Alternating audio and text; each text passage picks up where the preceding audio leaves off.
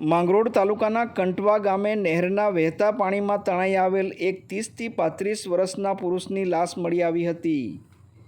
આ ઘટનાની જાણ પોલીસને કરવામાં આવતા પોલીસ ઘટના સ્થળે દોડી આવી હતી.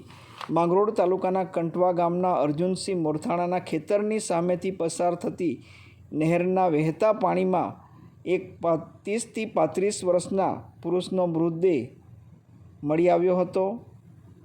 મરણ જનાર વ્યક્તિએ શરીરે જાંબલી, સફેદ અને લાલ રંગના ચેક્સવાળું લાંબી બાઈનું શર્ટ પહેરેલ છે. કમરે કાળા રંગનો પેન્ટ પહેરેલ છે.